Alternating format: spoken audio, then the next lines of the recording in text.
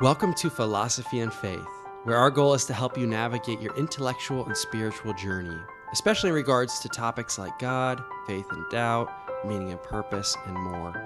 I'm Nathan Beasley. And I'm Daniel Jepson. And together we discuss the big questions that humans have wrestled with for thousands of years. We're glad you can join us. Hi again. Hey. So we are back with another wonderful episode here. Yeah, getting really close to Socrates. We are. Yeah, we are. I'm wondering, how many people find this interesting. I think there's a small sliver of people that will probably find this stuff very interesting. And like the vast majority of who cares about this? Yeah. I'm in that latter group. Yeah. Well, too bad. Just kidding. So if you're in that sliver of humanity that cares, hey, you are our people. No, this is sweet, because I think as we keep going, we'll be able to see more and more how this stuff affects us, because a lot of these ideas are still kind of floating around in various forms. I'm just learning all this stuff and I'm like, wow, they're thinking about this 2,000 years ago or 2,500 or 3,000 years ago. It's really, really fascinating. Right. And the philosophy that we'll look at today is very much one of the predominant viewpoints of the world. In fact, in some ways, you could say it is the predominant viewpoint in Western tradition today. Wow. Yeah. And I think it's flawed. So, ooh, okay. Those are some big claims. Yeah. Cool. I'm excited for it. A little clickbait there, probably. Yeah. The predominant worldview and its flaws. Maybe that's the Yeah, title. Maybe not. I think we'll just call this materialism, or the beginning of materialism, or materialists of different kinds, something like that. Gotcha. Okay, so why don't you situate us here? Who are we talking about, and why are we talking about them? We're going to be talking about a group of philosophers, and they go by the name of Atomists. So A-T-O-M, not Adam, like Adam and Eve. They go by that name, but really it's the beginning of materialism, at least a fully articulated form. And so it also gives us a way then to examine the strengths and weaknesses of materialism as a worldview. Gotcha. And where are these guys located and around what time? All right. So this is a whole school, and the three most influential materialists or atomists are going to be Leucippus, and he's about 500 to 430. And then Democritus, so a little bit later than that, maybe 460 to 370. And then much later, Epicurus. We're going to be talking primarily here about Leucippus and Democritus, because they are the ones who set the ball rolling, as it were. And then Epicurus developed his own variation of this and talked more about ethics. We'll come to him in his own right later on. Gotcha. Okay, so where were these folks located? Were they also in Athens? I'm not exactly sure what city Leucippus was from, and I'm not sure that there is a definitive answer. Democritus, who's probably more important for our purposes, hails from Thrace, which is a little bit north of Greece, but still part of Greek culture, as it were. So, yeah. And we're going to focus more on him, not because Leucippus is less important, but because Democritus is the one who did all the writing. Gotcha. So the best we can piece together, Leucippus was the one who developed the theories we'll be talking about, but Democritus was the one who really spread them. He wrote a lot of stuff. Gotcha. And together, they are called Atomists. Atomists. For the foundation of their viewpoint was that reality consists of indivisible pieces of matter that they called atoms and the void. So reality is two things, atoms and the void, or empty space. This is crazy. Why? I mean, obviously, that's where we get our English word for atoms and modern physics. Right. Now, they did not invent the atom or discover it. They had a theory that you could divide things only so far, and then matter became indivisible at some point. So that's what the word means in Greek. But they're kind of right. Yes. Which is crazy. Well, we think they're right. There's actually a debate about whether matter is infinitely divisible or not. Really? Yeah. Okay. And the consensus is it's not? I don't know that there is a consensus. Really? Okay. Yeah, it's one where, from what I understand anyway, physicists keep thinking, okay, this is the most indivisible piece of matter, and then they keep finding a new one underneath that. And so now the question is, maybe we were wrong in our assumptions that there is a fundamental element that's indivisible. Wow. Yeah. At least that's how I understand it. Expert on that, obviously. Theoretical physics. Yeah. Wow. So anyway, the word atom is simply Greek for uncuttable. So Okay. it means thing you can't cut anymore. Gotcha. And then when modern physicists developed their theory of the atom and said, okay, this is something that is the basis for everything, you can't cut it, they gave that name to it. Now, later on, we found, hey, we can cut the atom. But that's not Democritus' fault there. Gotcha. So they did not discover the atom. They had this theory that reality came to a point where you couldn't cut it anymore. They gave the name atom, and then modern physicists borrowed that name. Okay. That makes sense. Thanks for helping us situate here. Yeah. Do you remember in our last episode, we talked about Empedocles? In a way, they're developing his thought in a further direction. He argued, if you remember, that reality consists of 4 elements, which mix together form the objects that we experience. So there's 4 physical elements. And he didn't really work out the mechanism for how they did this. He just said there were love and hate, but these were clearly metaphors for these forces of binding and repelling. And he didn't really give any reason why those forces existed, the love and hate forces, how exactly they worked. It was basically a theory at a certain level using a lot of analogy. So they want to go a little bit farther. The atomists want to take that same idea, develop it a little bit further. And they want to give a thoroughly mechanistic explanation for the existence and the change and the movements of objects in this world, of reality itself. Are they successful? Let's find out. Maybe we should define that word mechanistic. Yes, please. All right. Mechanistic, obviously, related to the word mechanical. It simply means describing something by its physical laws alone. So you're looking at something and you're explaining only the physical law part of that, or why it is and why it changes. Okay. Can you give us an example of that? Yeah, actually I can. And this is not original, but I have no idea where I got it from. So imagine that you're at home and you put a kettle on, one of the old kettles that, that whistles when water's ready, when it's boiling. And then your wife, Abby, comes in and says, hey, why is the kettle whistling? Or maybe your son asked that, right? When he's a little bit older. Why is the kettle whistling? One answer you could give him is you could explain that you have turned on the element on the stove. So the electrons within that element are colliding and heating up, increasing more energy, which is creating heat as an off source, creating heat as a product of that. That heat is being transferred first to the kettle and then to the water in the kettle. When the water reaches a certain temperature, it begins to produce steam, or begins to transform into steam. When the steam goes through the kettle, what do you call the kettle part? The whistle. The whistler. The whistler. Then it makes that noise. Now, you could say that, right? Yeah, it's true. Or you could say, especially if Abby's asking, why is the kettle whistling? Well, I wanted to make tea. Yeah, or coffee. Right. Or coffee. Both those answers are correct. One is a mechanistic explanation. Okay. And the other is more purposeful explanation. So these guys are trying to give a mechanistic reason. So they're not concerned with is this correct that they're not so much concerned with the why as much as the how? Oh, totally. That's a good summary of it? Yeah. Okay. And they want to give an explanation of the how that encompasses all reality. So last episode, the how was just the mind. Right. Anaxagoras said it's the mind that does it. Yeah. And these guys don't like that answer. Well, it's not. It doesn't really. It's like he's just kind of slapping a name on something. And I mean, he probably gives more depth to it, but it left us unsatisfied. It did. So left you disappointed like Socrates. Indeed. Okay, so they're gonna give a mechanistic reason to how the elements move and change, a mechanistic reason for their existence even. Okay, so what is it that they argue? All right, come back to this idea we already mentioned. Reality consists of 2 things, atoms and empty space, or the void. That's all that there is. The atoms are physical.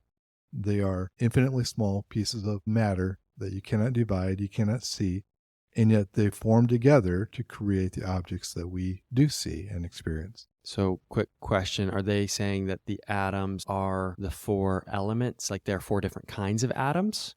earth, wind, fire, and water? Well, they would give different answers on whether you would ask them, are the atoms alike or not? Depends on what you mean by that. Let me explain a little bit more and then we'll come back to that if we want. Here's what they would say about the atoms. They are indestructible. So they exist eternally. Okay. So they're always here and they will never go away. So matter is eternal and uncreated and therefore is fundamental. Matter is the most fundamental thing. Now, these atoms are in constant motion and they're bumping into each other in the void or the empty space. Why are they moving? What started the movement? What gives them the power to move? Those questions are not addressed. All right. But they're simply bumping into each other all the time.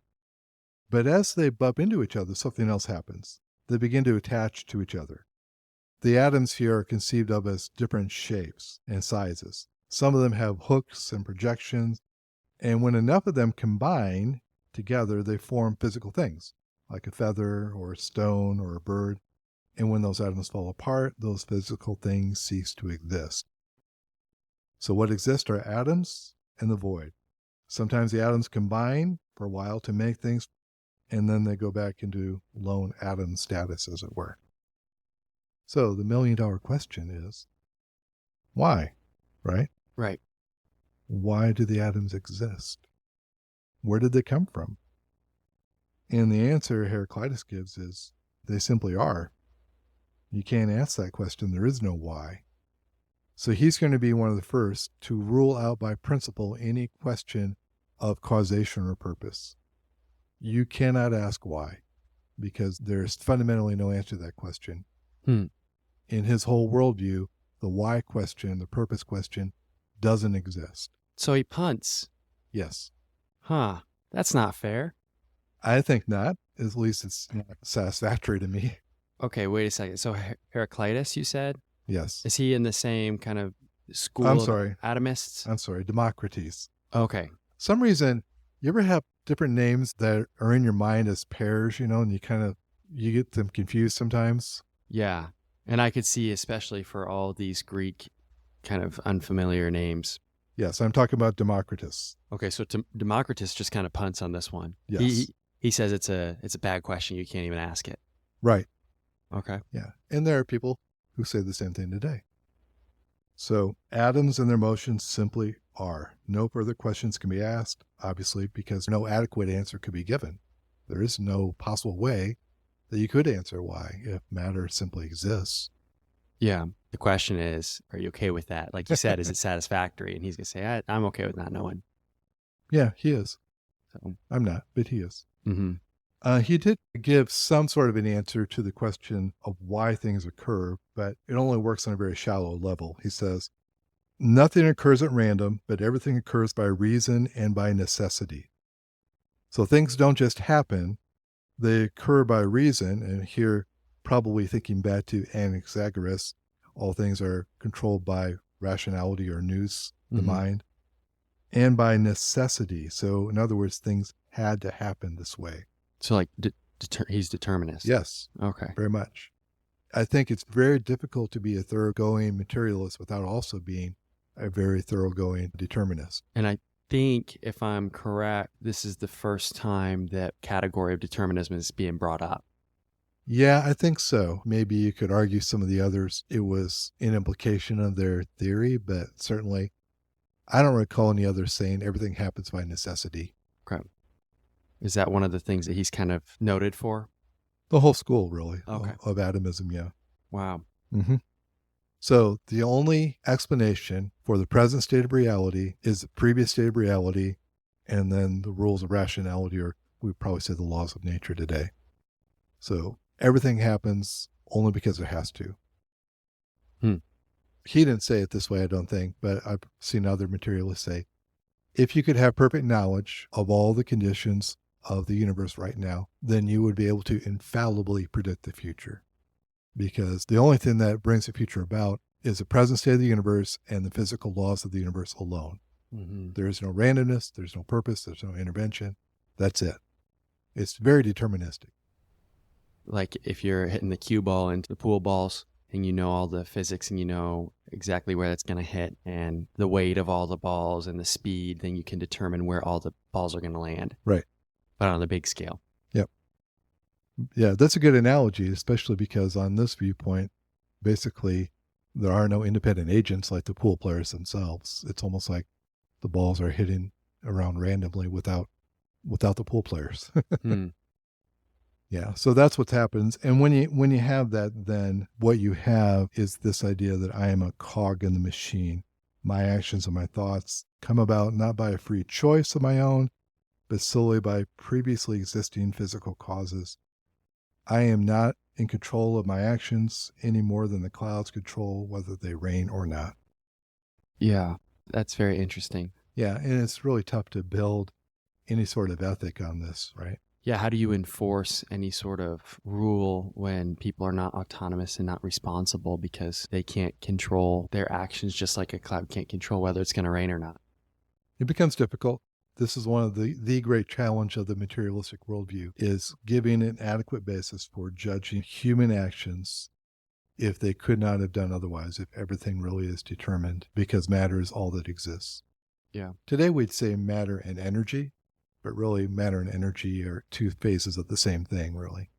So philosophically, there's not an advance there. Mm-hmm. Do you think that there's an element of determinism that's true? I'm not sure what you mean by that. I'm just thinking about it. I mean, it seems to make sense, like the illustration of the pool table.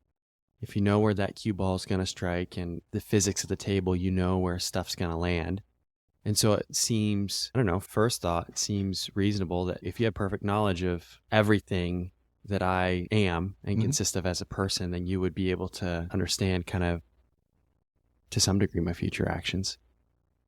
Well, I think it makes perfect sense if you have the premise that reality consists only of material things and that matter is eternal. So you are excluding, therefore, by definition, the idea of someone or something outside the universe to give it a purpose or a causation, but also some sort of guidance or intervention. You're excluding the idea that humans could somehow be connected with that creation in a special way that also gives them meaningful autonomy to not just do what they have to do or are determined to do by situation, but they have legitimate free choice. So yeah, I think it works if you're willing to go there, but there are a lot of sacrifices you have to make once you make that choice. And the sacrifices being autonomy and... Well, one is determinism for human actions. So along with that, the inability then to give an adequate standard of judgment for saying some human thoughts and actions are better than others. Why is our culture better than Nazi Germany? If both are determined, if both simply arise from the interplay of atoms working in a physical way, it becomes really hard to answer that question. But even more than that, another cost involved, if you go down this road, is rationality itself, really. Here's why. Because think about this. If my thoughts, which are simply the events of a physical organ, are determined, then how can I know that they are true? You and I don't have the same thoughts, right? There are some things we disagree on, and I'm right and you're wrong. Right. But how would I know that if my thoughts are determined and your thoughts are determined both by the physical laws of the universe and physical matter alone, and yet our thoughts are different, our judgments are different, our values are different? How would we adjudicate between those? I can appeal to logic or reasoning, but that reasoning in itself is simply the product of previous physical causes. So materialism can give this expansive explanation of reality as long as you don't ask the big questions and as long as you are okay with this kind of self-contradiction at the heart of it. One more epistemological problem, and that's a question that materialists and others are still wrestling with, is this: that if my mind is solely the product of physical forces alone, then how can I trust my mind to find truth? Another way of saying what we just talked about there. I'm not saying it very well today, but we've talked about this in the past. We have, though. yeah. Yeah, how do you trust it if it's just the byproduct of, if it was just determined? Yeah. I don't know. You're saying it well enough, I think, to if folks have listened to some of the other episodes, then they're probably familiar with this argument you've made a couple times. But We can probably point them back to the episode on the 4 great worldviews and especially in epistemology. So anyway, that is materialism of the atomistic sort. Yeah, I appreciate that little digression there because I'm trying to piece together the discussions we've had and trying to understand, how it fits together. Yeah. Reality is matter, which is eternal, but there's no explanation for why it exists, where it came from. There's no explanation for what it's here for. There's no, by definition, ideas of purpose are ruled out. And you also have problematic concepts of morality and judgment. In some ways, this is an intellectual advance on what's gone before, but at the same time, it's an advance that shows perhaps, at least to me, the weakness of the whole path. Gotcha. Of trying to understand reality based upon human autonomy alone. Gotcha. So we've been talking about how these guys are stepping stones up to Socrates, Plato, and Aristotle. Yeah, and this is going to be a little bit of an exception to that. Okay. Because this idea of materialism, maybe not the atomistic theory itself, but this idea of materialism, that matter is eternal and that's all that's here, and then we figure out a way that makes the things that we have today, that is going to be something that is persistent and then is really going to flourish in modernity. So after, say, 1750. Okay. And in modernity, are they looking back to this atomistic, materialistic school of thought for a lot of the philosophy? I think they're inspired by it, yeah. But there are other currents as well. I mean, it goes hand in hand with a rejection of the supernatural, rejection of revelation. So, yeah, they're inspired by it, but it's not like they're like, oh, yeah, this is... So it's another iteration of the same kind of ideas in time. Yeah, I think so. Like the author of Ecclesiastes says, there's nothing new under the sun. Yeah, in some sense, that's true, I suppose.